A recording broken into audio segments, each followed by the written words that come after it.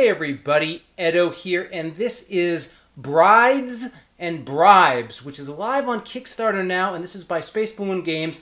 And I have to say, I love these handmade prototypes because this here in my hand, it came in a gigantic poster box from international shipping, and this is actually a gigantic version of the game board. I hope you can see it here.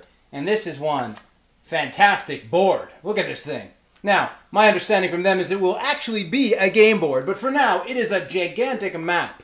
So I'm not even going to pull this out exactly and show you. I'm just going to describe the game. I'm sure they have a how to play. And one thing I will say, that's going to be a little noisy for you guys, but one thing I will say is there are two elements of this game that need some work. I like this game. This is a super cool and interesting game. You should be paying a lot of attention to this Kickstarter. But instructions, the rule book needs refinement. That's easy to fix. And there are a ton of icons and iconography in this game, and they need some quick sheets, references, player guides, whatever. Nothing wrong with the game. Something that hopefully backers and other people can support this group, Spaceballoon Games, to do, because it is a very cool game and good-looking game.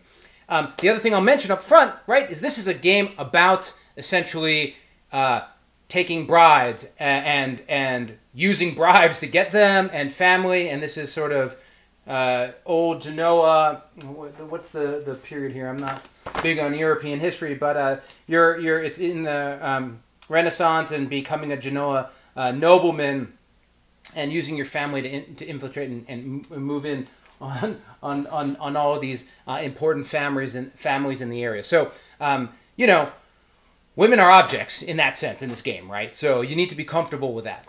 But it's, you know, historic and probably pretty accurate, but I feel compelled to mention that because you really are just, like, getting bribes and then somebody will kill a bride and, like, you know. But okay, so the game, what is it? This is a worker placement game, but what makes this game so cool and so neat is it's more like character placement, because each family, in your family you have a number of characters or family members, and they all have abilities and secondary abilities, and they're nuanced and they're different. You can also hire workers as well as you play and use the workers with abilities as well, which actually I think got tucked underneath here as well. So you have the character cards, and then you also have a bunch of specialty workers.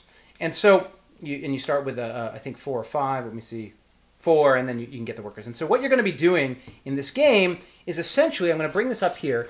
You start with a number of these ports. You don't actually play with all of them. It's based on the number of players. I'm going to stand up. You might not even be able to see me. But you're going to have a number of these regions, and if you put a worker in it, you're going to be able to go for the bride in the region for some victory points, take a worker, get some money, get some just sort of straight victory points, or hire somebody.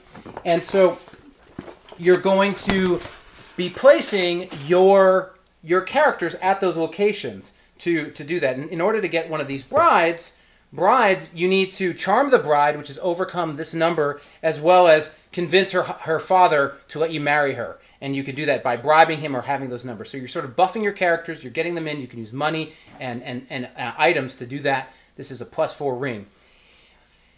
However, multiple players can put multiple characters at different locations, and so characters have first abilities, actions, and secondary ones, reactions, and they can do that to say, if somebody gets a bride, you can then, or is bribing the lord, you can steal their money before they're able to. So it's got this layered sort of counterplay on the worker placement. I haven't played that before. It's really well done and interesting.